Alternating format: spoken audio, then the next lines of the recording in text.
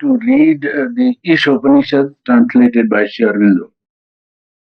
But before I take the text and repeat the translation, I think it is better that I have some little preliminary of what an Upanishad is and particularly what this Isha Upanishad is. Upanishads, well, is a word which is composed of three letters: Up, Ni, Sad. To sit near and to acquire knowledge, it means. That is to say, it is knowledge acquired by personal contact, and it is not intellectual information or mere mental seeking, but a growing into a new consciousness by a process of inner self culture, awakening dormant powers and potentialities of the human consciousness, rendering spirituality a concrete experience. That is the main work of the Upanishads. The Upanishads are products of, you can say, forest groves of human effort in India to acquire this knowledge. And they are very often parts of the Rig Veda. The Upanishads are not different from the Veda. Some of the Upanishads, particularly the Upanishad Isha, which we are going to read, is a part of the Shukla Yajurveda, the 40th Adhyaya of the Shukla Yajurveda. So that Upanishads are not a separate body from the hymns of the Veda. They always form a part of some Vedic school of thought or Vedic school of, well, ceremony. They are recensions attached to the Vedas. So that Upanishads and the Veda are not to be thought of in contrast. Very often it is said to be as if the Upanishads were, so to say, a revolt against the Vedic ritualism. Now, really speaking, the Veda, the Upanishad, the Gita, and the two epics, the Pali literature of Buddhism, and the Puranas all make up one cultural movement which has spread throughout the history of Indian culture. The foundations of all this writing is spiritual and religious. The Veda stands out as a remarkable, sublime, and powerful poetic creation of humanity with a speech that is lyrical by intensity and epic by its elevation. It is an utterance of great power, pure and bold and grand in outline, as Sri Aurobindo puts it. The hymn of creation of the Rig Veda shows that the Vedas are at the summit of even Upanishadic thought, if one can speak of thought of the Upanishads, because the Upanishads are not philosophical in the ordinary sense of the word. They are spiritual revelations. As Sri Aurobindo says, a unique product of the Indian mind. In the Upanishads, one can say that philosophy, religion, and poetry are blended into one. They are not intellectual products. They are not philosophical speculations. They are sources of all the schools of later philosophies in India. And it is these philosophical schools that work with their metaphysical analysis. The Upanishads, particularly this Isha Upanishad which we are going to read, they bring to our mind the problem of what is knowledge. To the modern mind, knowledge is a mental product of individual and collective effort. It is derived mainly by use of senses and reasoning power of man working upon the material. The Upanishads also accept this knowledge. They call it avidya, means not true knowledge but partial knowledge. Knowledge derived by direct process, either by an intuition, by inspiration, revelation, or by complete identity, well, that, according to the Upanishad, is true knowledge, vidya. This direct knowledge spoken of by the Upanishad and the Veda, it is spoken of as Kranta Darshan, supra-intellectual vision of the truth. It is not a mere idea of the truth, a speculation about the reality, And that this is not so is borne out by the unbroken line of witnesses during the whole course of Indian culture and its history. Ramakrishna Paramahamsa, Ramana Maharshi, and Sri Aurobindo, to mention only a few well known figures of the present, bear witness to the concreteness of the knowledge directly acquired by this process. So the Upanishads bring into prominence this one aspect. There are, yes, are these Upanishads revolts against the Veda? In fact, they are universal in their teaching. They are not a cult. They are the product of intuitive and revelatory mind, as I told you just now. They are packed with pregnant knowledge in their expression, and yet they have, in a sense, a lucid and luminous brevity in the words of Sri Aurobindo. They do not represent, as some students of Veda have suggested, any revolutionary departure from the Vedas. The collection of hymns expressing some of the deepest truths of symbolic language.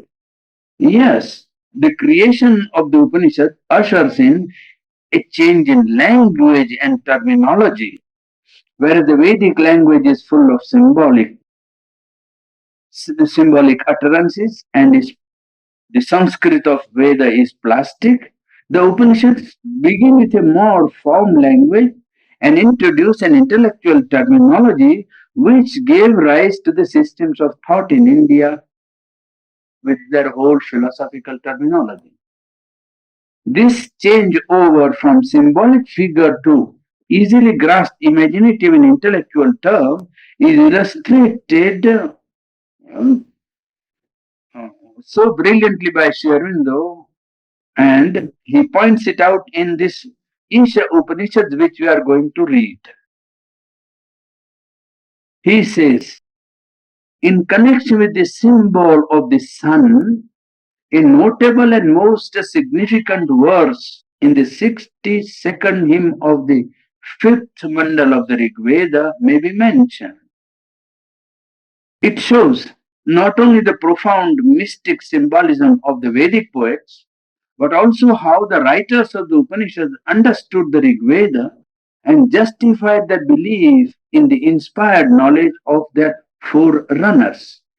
The verse runs, Ritena Ritam Apihitam Dhruvam Vam. There is a truth covered by a truth, runs the Vedic passage, where they unyoke the horses of the sun. The 10 hundreds stood together. There was that one, Tat Ekam. I saw the greatest, or you may say, best and the most glorious of the embodied gods. Sharndu then proceeds, then mark how the seer of the Upanishad translates this thought, or you can say this mystic experience, into his own later style, keeping the central symbol of the sun intact but without any secrecy of the sense. Thus, the passage of the Isha Upanishad runs, the face of the truth is covered by a golden lid. O Bhushan, that remove for the vision of the law of the truth. O fosterer, soul seer, O Yama, O son, O child of the father of beings, marshal and gather together thy rays. I see the light, which is the fairest and the most auspicious form of thee. He who is this Purusha, he am I. Now, this is the verse of the Upanishad which we will read presently. Arunda explains the golden lid here is meant to be the same as the inferior covering of the truth, rhythm spoken of in the Vedic verse. The best of the bodies of the gods is equivalent to the fairest form of the sun. Kalyanatamam tat te rupam. It is the supreme light which is other and greater than all the outer light. The great formula of the Upanishad, He am I, corresponds to that one, Tat Ekam of the Rigvedic verse. The standing together of the 10 hundreds, the rays of the sun, as the commentator Sayana says, in his commentary. This ten together of the 10 hundreds rays of the sun is reproduced in the prayer to the sun in the Upanishad to marshal and mass his rays so that the supreme form may be seen. The sun in both the passages, as constantly in the Veda and frequently in the Upanishad, is the Godhead of the supreme truth and knowledge. And his rays are the light emanating from that supreme truth and knowledge. It is clear from this insistence, and there are other Upanishads also, where the truer sense of the meaning of the ancient Veda, the Upanishad had a truer sense of the meaning of the Veda than the medieval ritualistic commentator with his gigantic learning, and much truer sense than the modern and very different mind of European scholars. Now here you see the Upanishads and the Veda related to each other, and a connection of inner process of yoga is revealed in not only this passage but many other passages, because you find that there is hardly an Upanishad in which some hymn of the Rig Veda is not reproduced in body. It may be that the Upanishad writer or Upanishad creator has a different interpretation of the symbol of the Vedic hymn, but that the Upanishad contain a substantial body of Vedic hymns in their very text shows that the Upanishadic seers knew very well the mystic process of realizing by direct contact the great truths of man's spirit. This is, I think, borne out by not only this one instance, but by a study which I myself have made, but which is not yet published in book form, containing passages in which the Upanishadic seers speak in the same terms about symbols as the Vedic seers. Now, Upanishad, in the Upanishad, you find the 13 Upanishads are regarded as the chief Upanishads.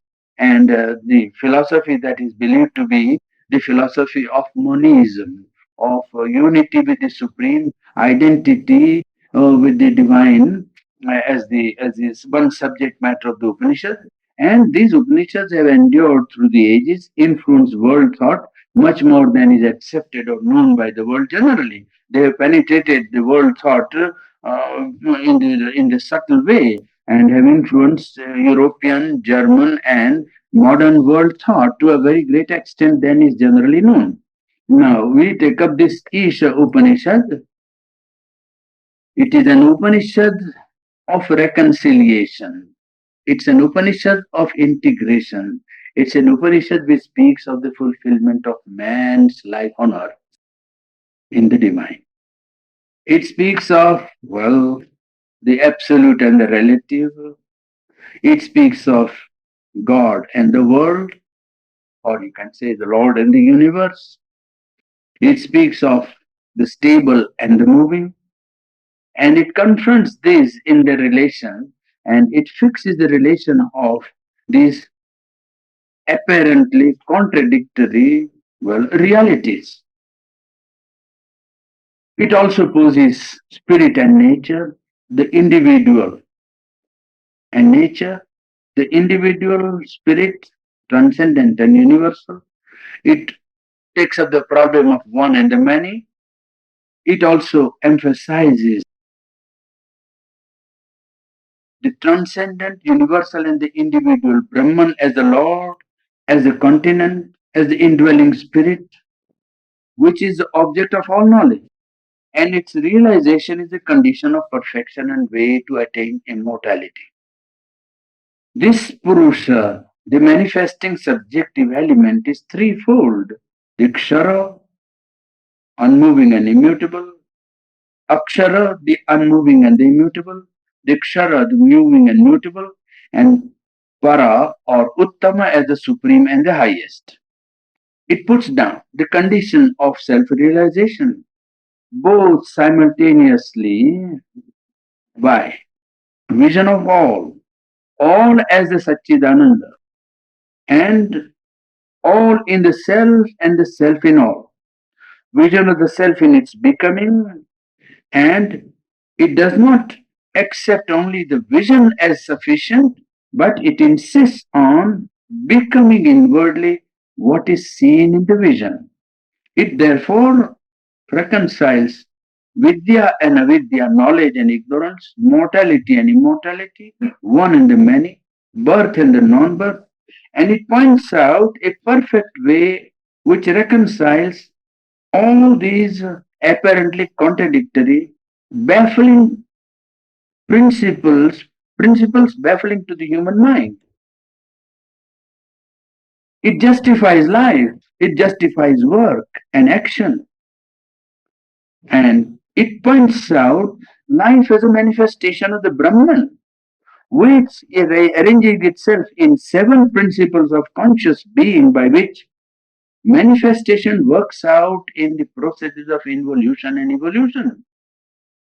It also speaks of world after death. It implies three states of the soul in relation to this universe. A terrestrial life, when man is born in the body, goes through process of life and dies. Second, survival of the individual after death in other states of consciousness and other planes of being. And it speaks thirdly of the immortality of the self, which is, well, self which is not born or non-birth, and the possibility of enjoying the becoming or manifestation of the universe. It speaks also, this Upanishad which we are going to read, speaks of the sun and Agni. Sun, the divine power of supreme truth, which illuminate, with its illumination, lighting up the human consciousness and fulfilling man in knowledge. Agni, the power of divine will, the force of consciousness, raising and purifying and perfecting the human being by elevating him to the divine. It speaks of the higher world as we just saw, worlds even after death, but worlds realizable in actual life of man today by positing a higher world, an intermediate world, and the lower world. The lower creation in which we live today is a creation of matter, life, and mind, and there is a higher realizable potential world, realizable here on earth in human life, a world of truth consciousness in which the three infinite supernals of infinite being, infinite consciousness, and infinite delight dwell. These are the three supernals, and we speak of them as if they were separate. But it is really a triple entity, a unity in which infinity of being cannot be separated from infinity of consciousness, for there cannot be being without consciousness. Infinity of consciousness cannot be separated from infinity of being, because infinity of consciousness cannot be without infinity of being. And the two are a manifestation of the play of an infinite delight. Delight is the cause of the world manifested here. An intermediate world of truth consciousness intervenes as a connecting link between the three infinite worlds of the supreme divine consciousness and this world of play of light and darkness, play of life and its impulses and its movement, play of the inconscience of matter. Well, an infinite world here manifested as a lower creation, a supreme world of truth and light above, full of being, infinity, consciousness, delight, and power of being, a world of absolute reality, connecting itself with this world by a truth consciousness which brings down the higher world and connect this lower world with that higher world, making possible the ascent of this lower consciousness manifested here to that supreme truth and opening up a possibility of bringing down the higher truth force, consciousness, reality, creation, and delight into this lower creation of mind of man. This the Upanishad, well, here that we are going to read, well, posits, and it puts it at the end of its recitation, this process by which the divine will is asked to lead the human soul to that supreme consummation of realizing the eternity and infinity and immortality which it is. Well, this is in substance the idea of this Upanishad. Yes, it speaks of, as I told you, it confronts the two, the divine and the world, God and the universe. And it fixes their relation here. The spirit is the Isha, the Lord of the movement. Universe is a movement of this one immutable, free, stable, eternal. World is a cyclic movement called in Sanskrit language the samsara of the divine consciousness in space and time. And the law of this universe is movement. But the basis of this movement is not material.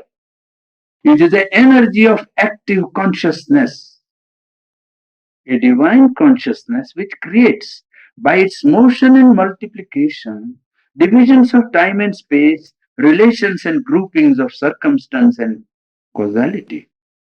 This power is, as the Upanishad says, swifter than the mind. It's not a mind that creates the universe.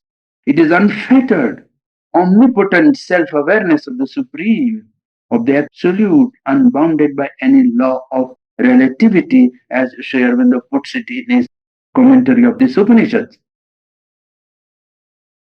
Why is this universe created? The Upanishad says it is created in order to provide a habitation for the Spirit, for the Lord, who, being one, yet dwells multitudinously in the multiplicity of his own mansions. It is the same Lord who dwells in the sum and in the part, in the cosmos as a whole, and in each being, in each force and each object in the cosmos. Each human being is, in his essence, one with all others, free, eternal, immutable, Lord of nature. The object of this creation is possession and enjoyment of the universe. Then why does not man possess and enjoy this universe, this world? Why is he enslaved to death, ignorance, and sorrow, in the words of the Upanishad? Because of ignorance, says this Upanishad. Because of avidya, ignorance of oneness. The knot of this ignorance is egoism.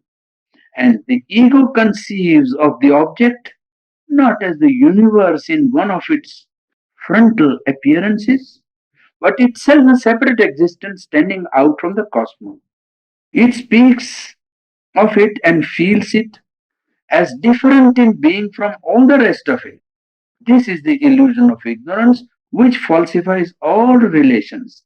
This illusion is called ahankar, the sense of ego, the separative ego sense, which makes each being conceive of it as an independent personality.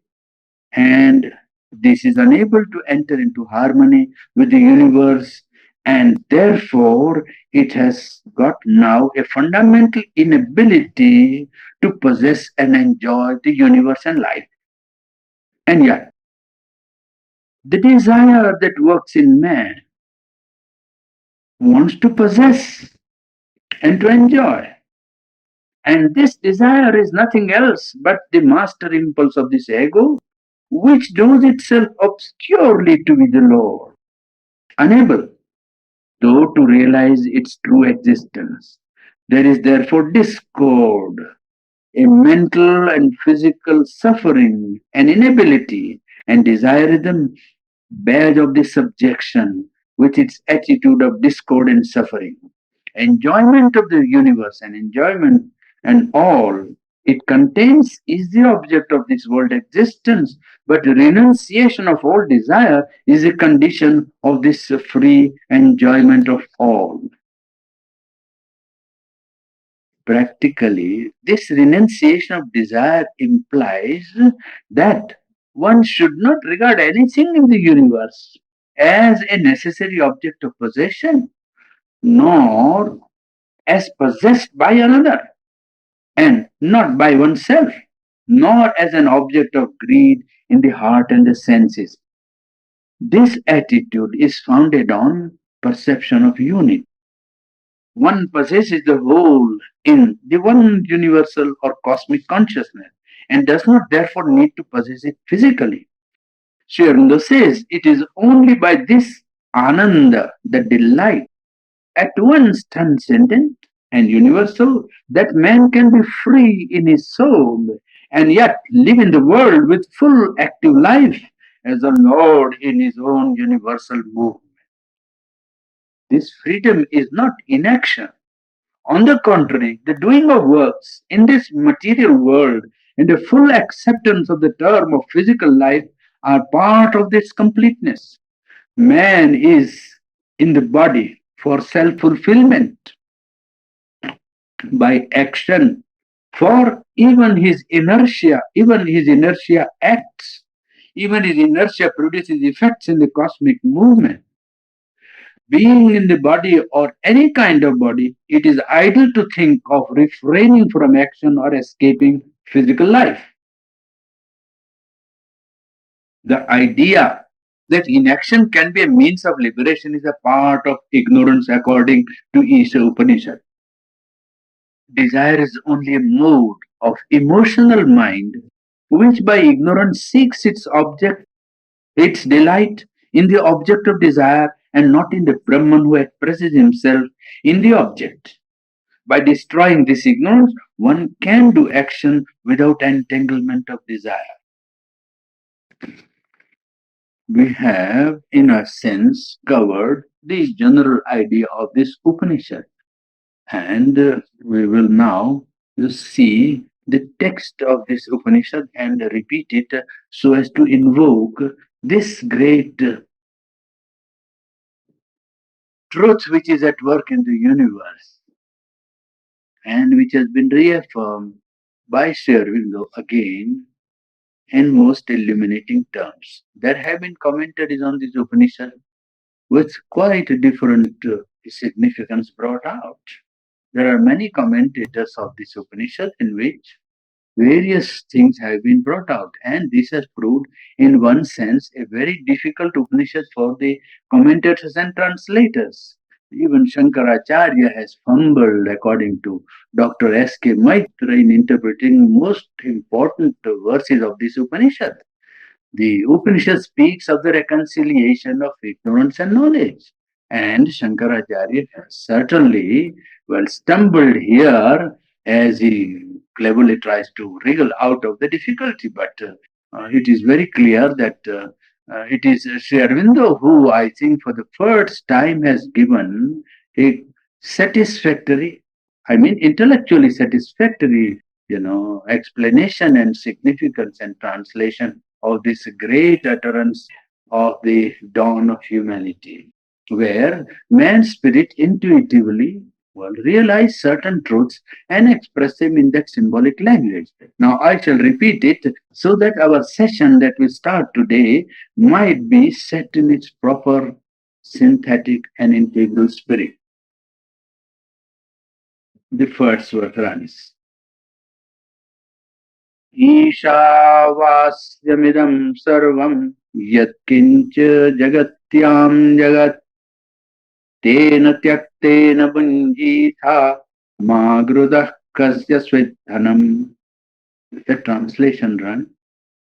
All this is for habitation by the Lord. Whatever is individual universe of movement in the universal motion, by that renounced thou shouldst enjoy. Lust not after any man's possession. The second verse runs, Kurvanneveha karmani jijivishet shatan shamaha evam tvaye nanyate tosti na karma lipyate nare. Translation reads, doing verily works in this world, one should wish to live 100 years. Thus it is in thee and not otherwise than this. Action cleaves not to a man. Third verse runs, Asurya namate loka andhena tamasavruta tanste pretya vigachanti ye ke chatmahano janaha.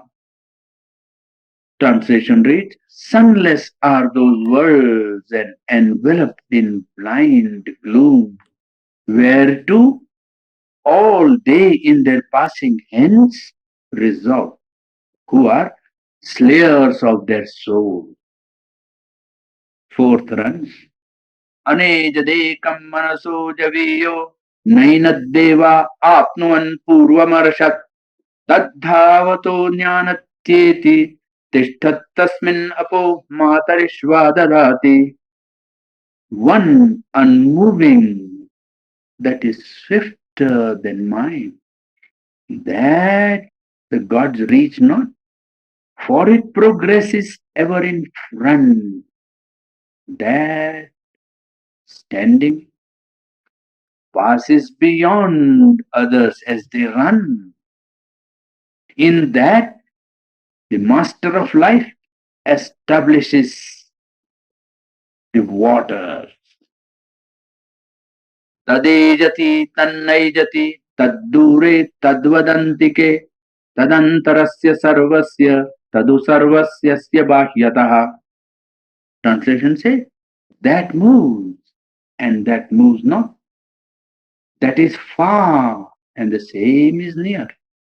That is within all this and that also is outside all this. Yastu sarvani bhutani atmanyevanupashyati sarvabhuteshu chatmanam tato no vijugupsate. Translations. But he who sees everywhere the self in all existences and all existences in the self, he shrinks not thereafter from aught. The seventh runs, Yasmin sarvani bhutani atmaiva bhudvijanatah tatra ko moha kashoka ekatvam anupashyatah.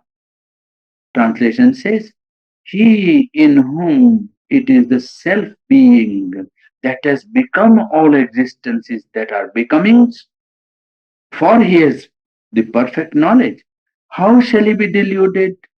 Whence shall he have grief who sees everywhere oneness? The Saparyaga Shukram Akayam Avrunam Asnaviram Shuddham Apapaviddham Kavir Manishi Paribhu Swayambhu Yatha Tathyato Arthan Yadadhat Sashwati Vyasamabhyaha.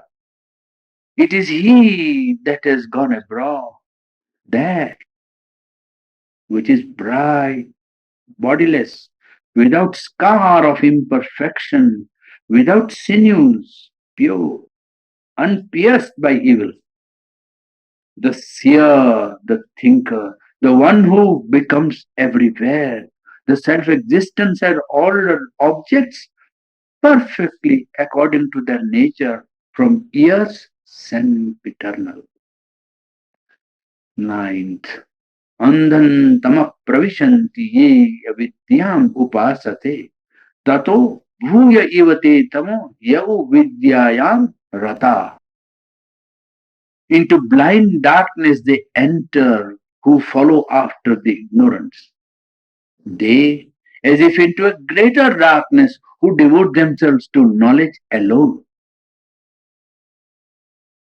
Anya devahur vidyaya, anya devahu, anya dev ahur avidyaya. Iti sushrumadhiranam yenastat vichachakshire. Other verily it is said, Other is that which comes by the knowledge. Other that which comes by the ignorance. This is the law we have heard from the wise who reveal that to our understanding.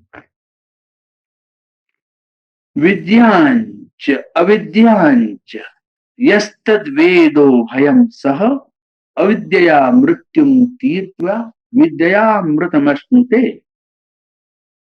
He who knows that has both in one the knowledge and the ignorance, by the ignorance crosses beyond death, and by knowledge enjoys immortality. The 12th verse runs Annantama pravishanti ye asambhutim upasate tato bhuya ivate tamo yau sambhutyam rataha.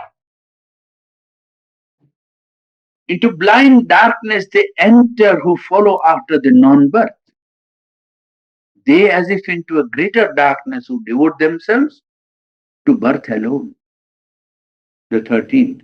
Anya devahur sambhavat, anya ahur asambhavat. Iti sushru madhiranam yenastat vichachakshire. Other verily it is said is that which comes by the birth.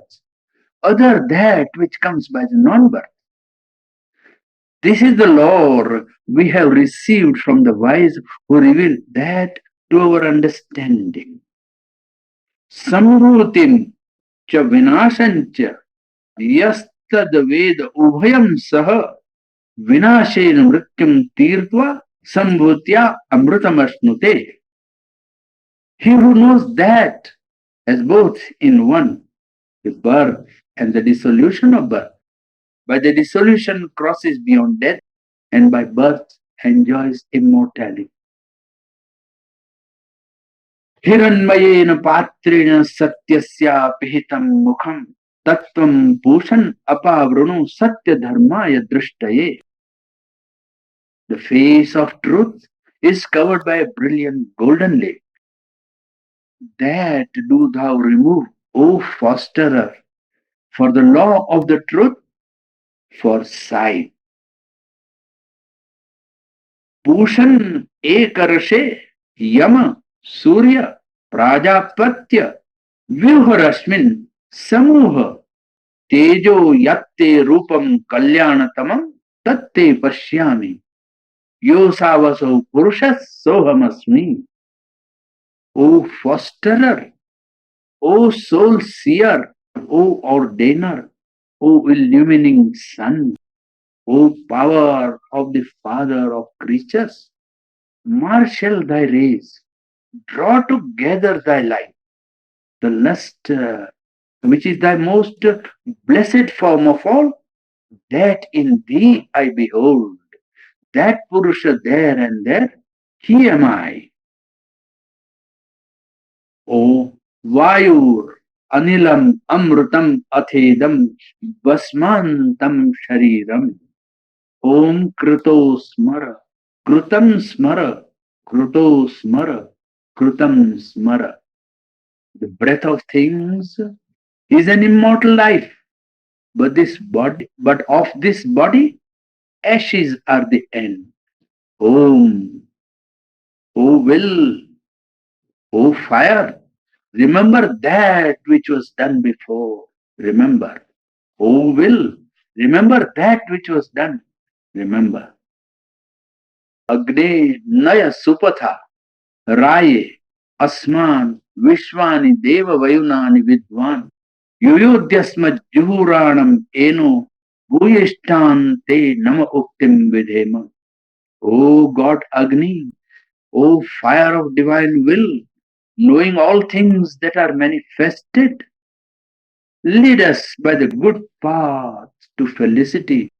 Remove from us the devious attraction of sin. To thee, complete a speech of submission we dispose. Suppose that is the end of the Upanishad recitation.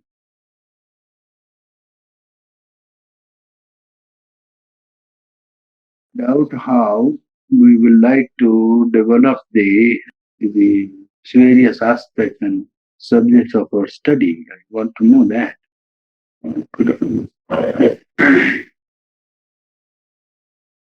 Whether we shall take up general aspect of human culture and the need of Sri synthesis as the first thing, or shall we take up life divine as our first subject for some of our talks in the morning?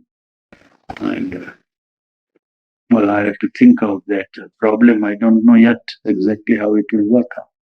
Several people have asked me that, Purani.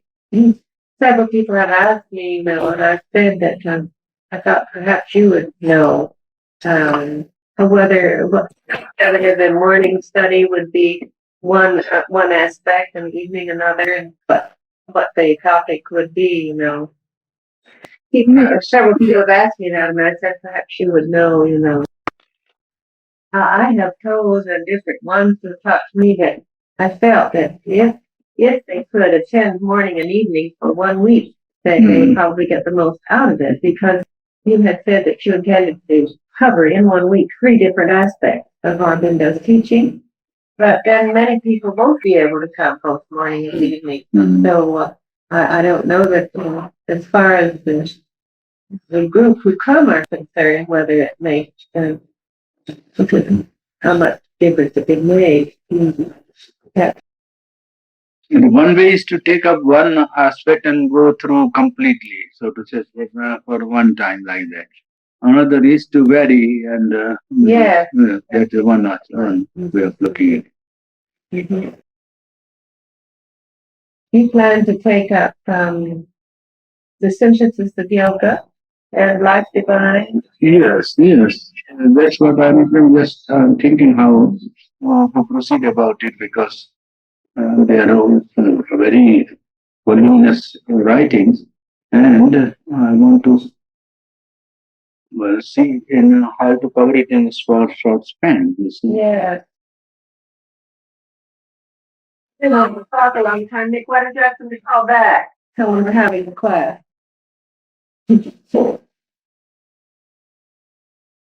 I'm thinking how similar the conclusion of that Upanishad to something it says in the Bible. You know, we always say at the funeral services, don't you know, the ashes return to the earth, and the spirit to the spirit. Yeah, very similar conclusion. That's a wonderful Upanishad, isn't it? That Isha Upanishad. So it's more making sure there aren't any ashes. This one to transform us, so there won't be any ashes, no residues. And then we wouldn't have any vegetables or anything. That's the air, live on air. I don't think we could improve. No, it shows clearly the necessity of the one self-determining itself in a multitudinous manifestation. Yes, you see? And the self-determination is at work, and because the self-determination is at work, realization of the will of the self-determination in life is the object of life, and that life has a meaning, therefore, and assumption of all the limitations of body and life and mind is a condition for that becoming to manifest itself in a multitudinous universe, you see. And the fulfillment of man lies in accepting this assumption of the self-determination here, and assumption also of the movement of time and space and conditions of action, and therein to free oneself from the intrusion of the limitation of ego and desire, and to act in the light of that supreme will which has taken up this determination, so that the world becomes then a play of a self-existent delight in multitudinous forms, in a variation which is baffling to the human mind, naturally. Yes, the world then, or universe or life, becomes a play of a supreme delight. And the variation of it adds to it a richness which perhaps is not present in the anything. You see? in the unity of the spirit or unity of the absolute. What was that again, Purani? Would you mind repeating just that last thing? Yes, that is to say, the play of the variation of the light which you find here in terms of matter or the inconscience is not possible in a supreme state of absolute unity or in the three supernals. Yeah. That play is possible only here. And it is a play of the supreme, remember. Play of the supreme, it's not the play of ego. I know, but then That's it. the trick is to get rid of ego. Oh, yes, of course, that is the problem.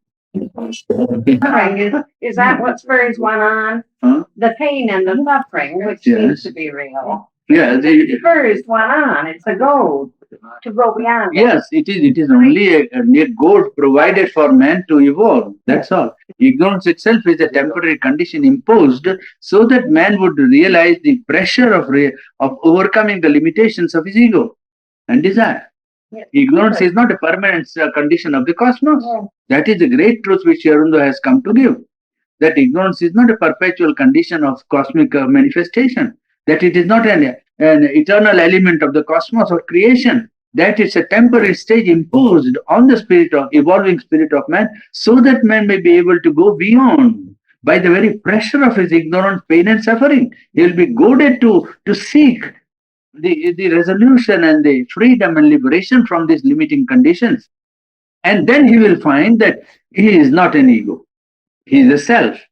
And that self is triple in its status, so to say, triple in action, not threefold in the sense of being three, but one reality standing at three positions in the individual, in the universe, and in the transcendent.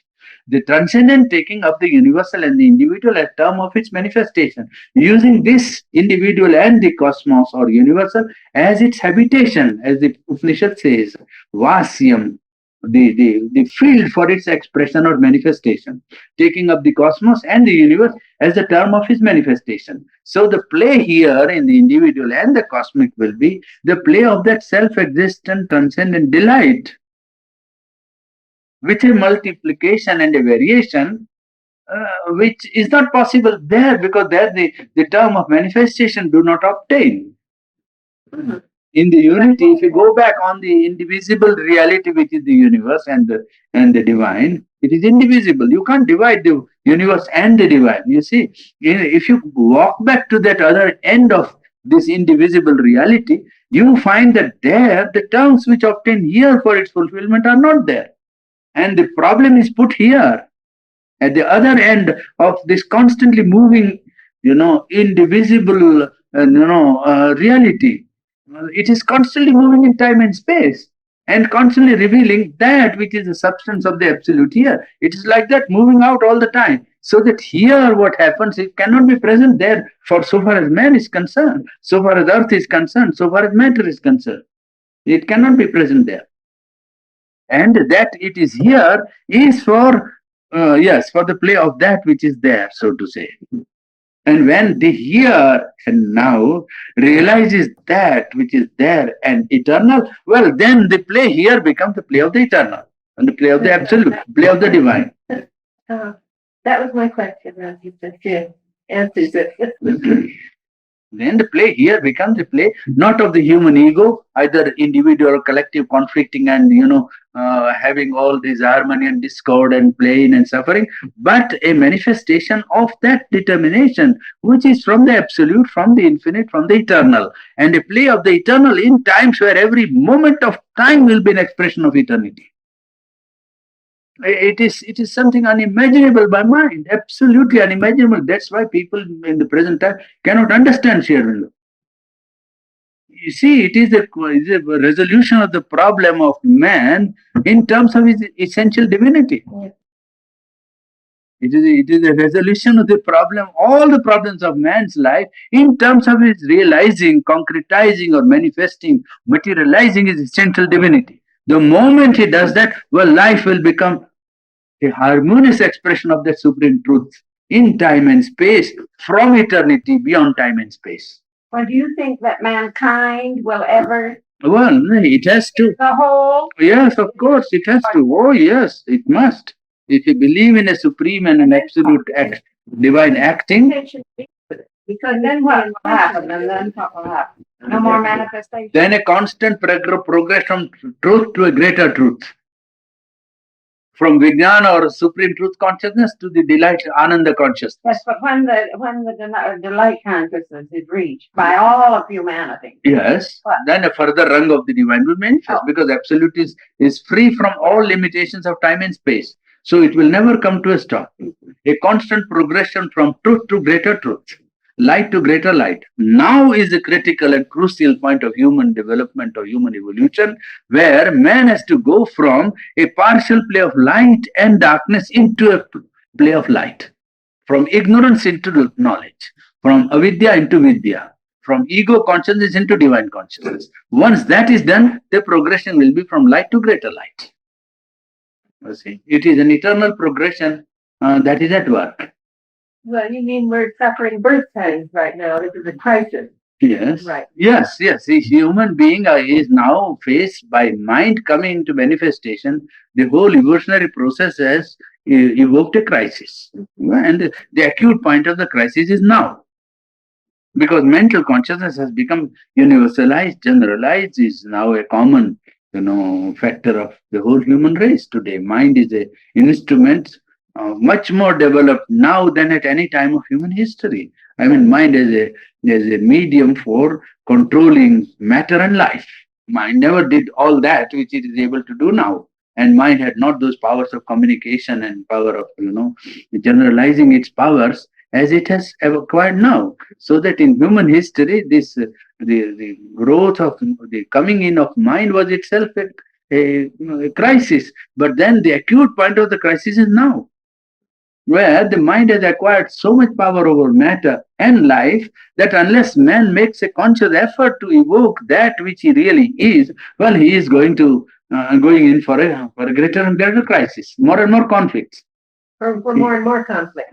He cannot avoid. He must solve this problem. That is just now. The individual life is the same, of course. Yes, same. It is the same problem. Man is compelled now to seek a solution of this problem because he has evoked a crisis by intensifying his intellectuality, his mentality, and mental powers. Powers which now govern matter, powers which now govern life. Mental power now governs matter and life to such an extent that it never did before. And that has brought all the acute limitations of human intellectuality or mentality into prominence. What mind is capable of, man has known. And now mind finds what it is incapable of. It is faced with its own limitations, and therefore it will have to turn back to find a deeper source which can solve the crisis. There is in man provision. You see, man is not unprovided with the power to solve this problem. The divine essential element is present in him behind this play of his mind and life and body. Well, that if he evokes, then he will be able to resolve the crisis and solve the problem and take full advantage of this mental progress, intellectual progress which he has attained, even in the fulfillment of his very spiritual being. In the spirit, in the fulfillment of the spirit, all that man has done up till now, his scientific progress, his collective life and its organization, social organization, democracy, freedom of mind, all that he can utilize in manifesting the divinity that is in him. All that will be of great help to him. It is a hindrance because he has, not evoked the divinity that is in him. He has been living in either mainly in his vital ego. He has been mainly satisfying his vital self, the pranic being, the desired soul in the individual and the collective life. The pranamaya purusha of the collective being, the national egoism and national ambition, the power of collective interest, putting before everything else the outer aspect of his attainments. I mean, money and economy and military force and intellectuality and scientific progress. That's all. So that is the need now. So that should really liberate, to help to liberate. It should, but you see, if you stick to it and say there can be anything greater, and that is the whole difficulty of the present mental, intellectual leadership. The whole. Is it inevitable that we take this step now, or is it possible that we may not be equal to it? Well, if Some will have to take. It is only few that always take the step in a critical situation. Any new element, when it comes, is not followed by the mass. It is not the power of the many or the majority to accept a new truth. It is always the few that begin. Even intellectual freedom was begun by the few. Democracy was begun by the few. All that you now think as a very great thing, well, always begun by the few. So this great truth also will be first accepted and understood by the few. But one day it has to go on spreading. It is bound to come to all. Well, it is bound one day to come to all. How it will come? Well, we must leave it to that, because that knows more how it will go to everyone, isn't it? Now, the whole process is to see that everybody goes to it, makes a dynamic effort towards it, not merely intellectual study or affirmation or the analysis of it, but a movement of self culture in which the deepest divinity in man is evoked into action. That is the greatest need of the present times all over the world. That if some people sit down and do, well, will go more towards solving the problem than all the paraphernalia of outer organization, which only multiplies problems rather than solves. You see, it only tends to multiplication of problems. Mind tackling more and more complicates matters. That's all. It doesn't simplify at all. Is that you speak of are subjective. Yes, that's They are right. not objective. And it might happen that in the darkest iron age, there might be people who are living in the golden age. Satya. Right here. Yes, quite positive. Quite. So that you cannot divide. But you can say that if you study the collective life, means the growth of cultures, then there might be a time when you can say greater stress was felt by the collective life moving toward truth. Well, that would be the sign of an outer golden age. I mean, where the law of truth was created so powerful in the atmosphere that none could easily submit himself to the lower life. I mean, The current. just now, yes, the current was so powerful. Just now, the difficulty is that the atmosphere created by collective values is so unspiritual, to put it mildly, that for a man to devote himself to spiritual life is a problem. Yeah. When I told that at Los Angeles, that letter written by Mrs. Lansbury is from that group. Yeah. They were very much surprised. They never thought of the problem in the way in which I showed them. Yeah. That look here, you create a culture here, and that culture does not allow a man a chance Oh, that's to sit down. What culture you have created? mm. A man who wants to devote himself to ethics or to aesthetics or to spirituality has no chance. And what have you? You have plenty. What does plenty mean if you tie him down to his plenty? You make a slave out of him. It is to get up in the morning, go somewhere, earn his bread, take his clothes, and have a room, and that is the most marvelous thing you have done. What marvelous thing? It's nothing marvelous. That this progress in material advance and ease in life and removal of labor and hard work should free him, to devote himself, if he wants, to some pursuit of life. And I said, somebody of you will have to get up and resist and put this thing in its proper place, this scientific advance in economy. Proper place.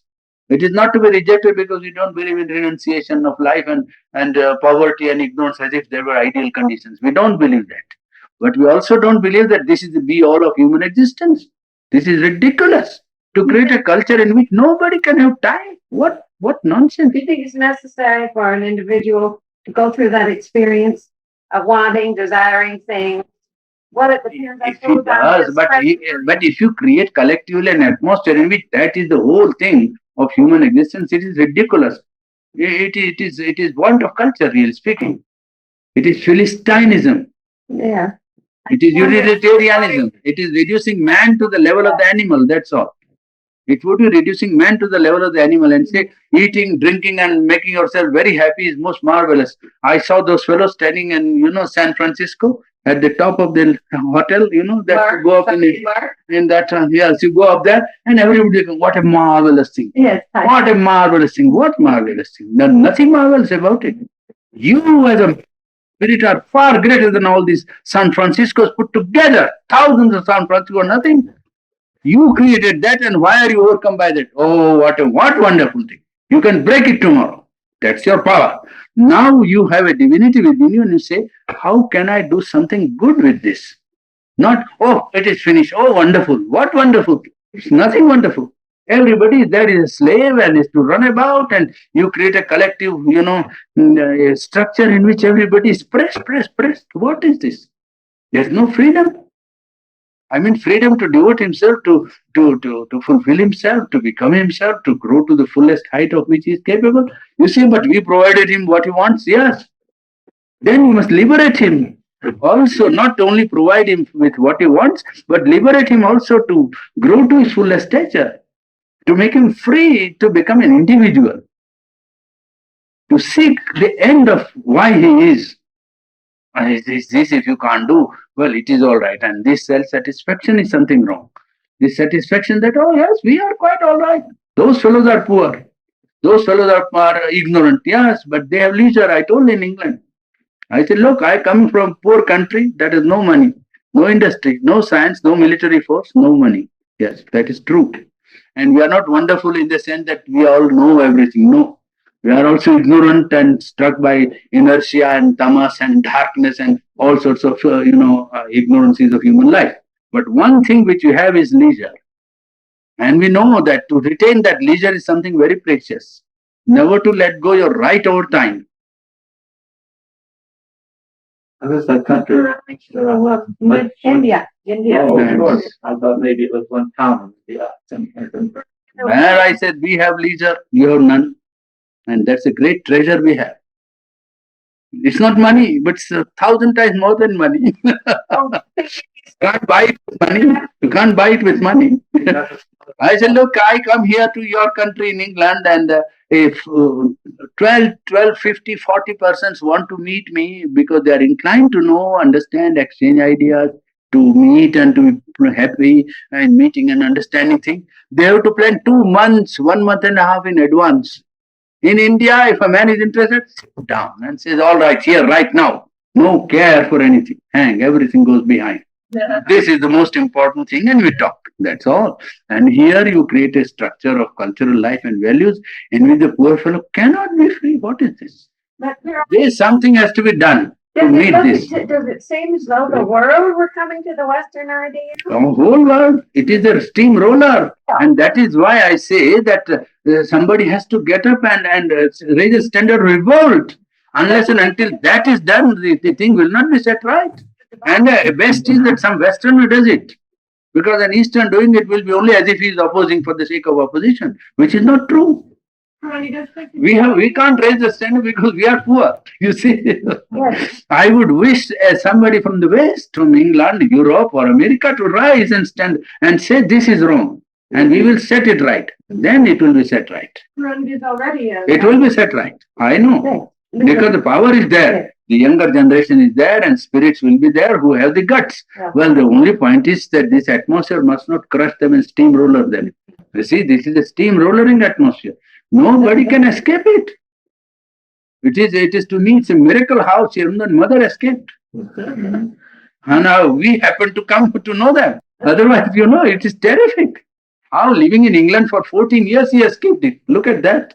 And our mother born in Paris escaped it. That is terrible and tremendous. There are many people who are restless under this condition. Yes. There are people who are even, thinking deeply about it. I know. That's why I take trouble at 70 to come down here. Yes, there's a book called The Human Condition. And Tommy Tompkins said, Quran must read this book. I have it. It's by Crutch. And he says that we are caught.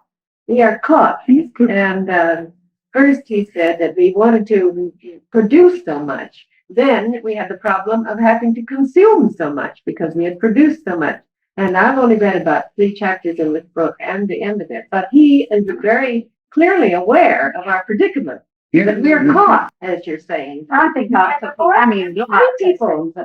people are aware of this. Yes. And many people are restless. That is a sign that the mind is awake. That's what Sharma's prognosis is correct. That now mind is in a condition to make a departure beyond and to seek something behind or profound depth of the human consciousness and bring out the potentiality that is there. Yeah. This is the time. I think at the same time we've got to get a balance. Now, India can't just sit down. India has got to come up, and Yeah. we have got to come down. There's got to be a balance Of the material. of the material. Well, the material and the spirit. That's what I think. Active and not active. And the danger today is that this is a steamroller that Right. crushes every country and every culture we have before. And everybody wearing Western dress. I mean, I wonder at it. Japanese. Yes. Why do they wear Western dress? Well, That that deals is with technology, and I mean, it's more convenient. Mass production. Mass production is the age of mass production. Yes, but they must have expected it because it was more practical. no, because they themselves westernized when the Western nations attacked their culture, early in the last century, in the 1860s and 70s. Japan was isolated, and Japan never wanted any foreigners. They came and there were riots and killing, and they didn't want, and they shut all the ports to foreign trade. With the result that five powers, America, England, France, Portugal, and one more, I think, they combined and carried a flotilla of ships and bombarded Japanese ports. Then the Japanese were forced to open five ports for trade outside. Then they decided, all right, now we will be westernized. So they set about a commission which went over the whole world, studied the constitutions and political constitutions and military system, and adopted certain things in their own way. And after that, there is a complete going over to the western side, to such an extent that they became warmongers like the Germans. You see, to that extent they forgot their own culture. 2000 years of slow growth had given them a fine culture, really a culture that is founded in aesthetics, an aesthetic culture in which you train yourself to a delicacy of perception of nature, delicacy in dealing with objects of life, everyday life almost rendered into a ritual. Wonderful that way. The Japanese is very fine, refined, aesthetic development. Well, that they forgot and became, vulgarized like that. And I could know of a soldier in Shanghai, actually, when the Chinese aggression, they were doing Chinese aggression in Shanghai, they occupied Shanghai. A European friend of mine had a daughter who was there. And she committed a mistake in taking her car, you see. And the Japanese soldier on duty gave her a slap. Now, that, you see, was unimaginable in ancient Japan. I mean, you couldn't imagine a Japanese, to that sort of, Yes, that's it. And that is what actually did happen. And then they thought of the westernizing to such an extent as to borrow this aggressive tendency of the Western nations that were colonizing and empiring and all that sort of thing. Well, with the result that they got it back. And now, with a vengeance, they're going for Americanizing. My God, in Tokyo, you find nightclubs that you don't find perhaps in New York. They're going for all sorts of latest craze of Americanizing, as the Americans themselves would not know. You think it has anything to do with the increase in population that the Partly it is that, but partly it is the loss of their cultural background, and it's a very great loss to humanity. They don't realize that it's not only Japan that loses, but the world. yeah. An aspect of human life which they brought into prominence and which should certainly contribute to man's growth, really speaking, to man's development. Instead, they are imitating, and I don't know what will ultimately come about it, but something will happen to the soul of Japan, and they will have to bring out this insistent on things like Zen Buddhism is some kind of effort at that. The way in which the Zen Buddhism is trying to resuscitate itself in Japan and outside. And in this country too, I think Yes, people, they hear Zen Buddhism, Yes. they haven't heard perhaps of Vedanta, Mhm. and they grasp it because it's a step. Yeah. So Zen Buddhism is very popular. Very, but the interpretation isn't correct. No, it's not at all correct. Zen Buddhism is it was really an effect of Indian culture through Japan, through China, you see. Zen Buddhism came to Japan through China. Lao Tse in the 15th century, 16th century, first gave formulation to it in China. And Zen is only a derivative word of Dhyana. Zen is not. Zen is only a Japanese way of pronouncing Dhyana.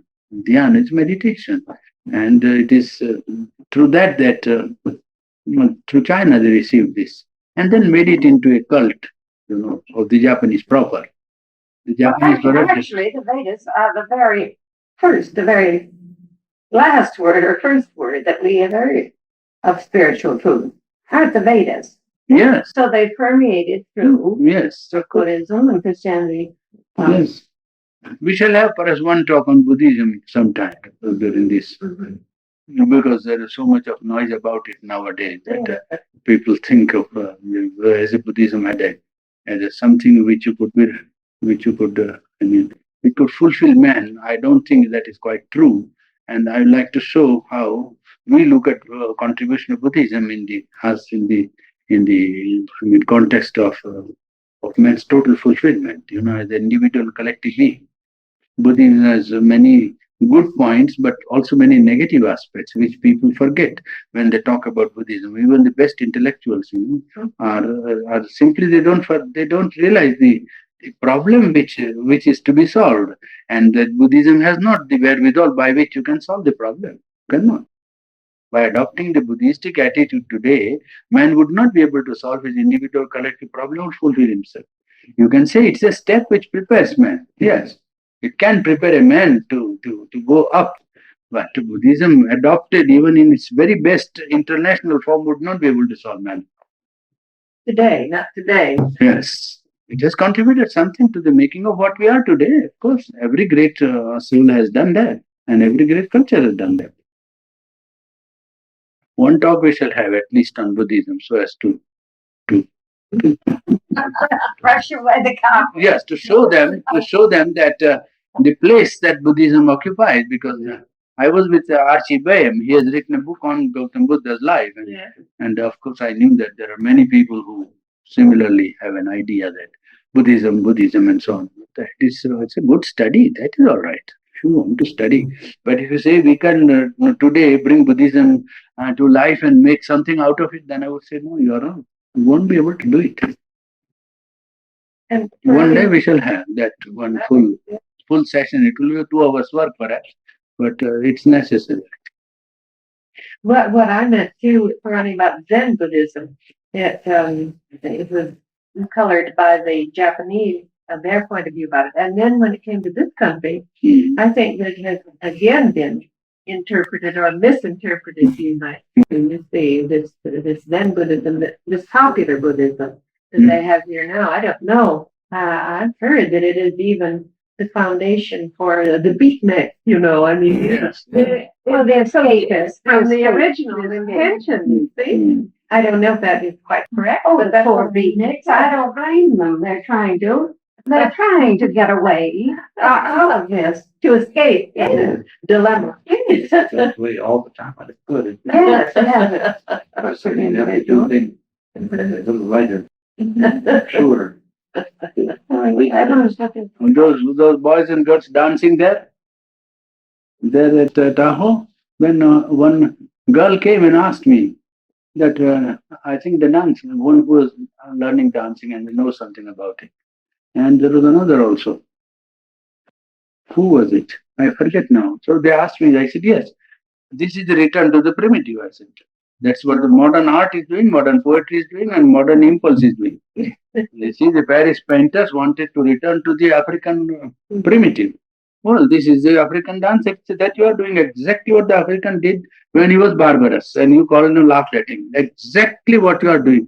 I challenge you, you go to Africa, I have seen the dances, I know. I have been in Africa for 8 months and I have seen the dancing. This is exactly reproduction of the same movements. So that you are trying to go back to the primitive. There is no harm. You can say we can be primitive. We are primitive. When we dance, all right, and we take the delight of being primitive. No harm. But understand this is not culture. That's all. It's primitive reproduction of human movement, which is very aesthetic, which is nice in its own way, has its own place. But if you say this is a height of culture, I refuse. I say you are on a par with the African. That's all right. It's a reaction too, don't you think? It's a reaction. Yes, it is. Going. It is trying to seek something Yeah. and not coming to what they want to, what can satisfy them. It is trying to go to the subconscious, to the sex impulse, to the lower life, to sensational thing, something. You have to go to the divine. No escape out of it. You must bring out that which is essentially there. Then you will get the what is required. Then you get the delight even of this movement. Yes. Then you will understand what this movement ultimately wants. It wants a harmony and a delight expressed in life and movement of the body. Well, you will then reduce it, take it away from sensationalism and nervous apparatus, and bring it to a higher life. Yes, bring it to a spiritual height. And in that case, the body itself will answer also. No, it is.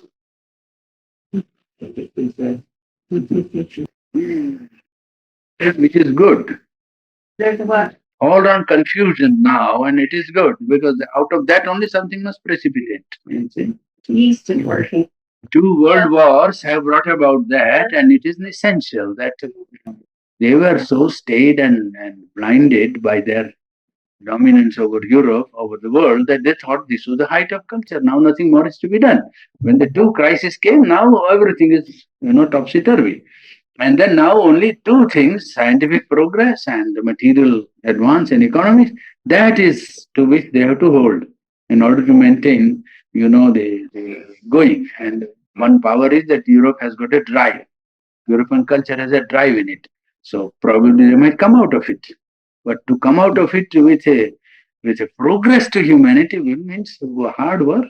It means evoking the potential spirit of man, not merely applying the scientific progress to detail and saying one day we will solve, one day we will never solve. It never solve.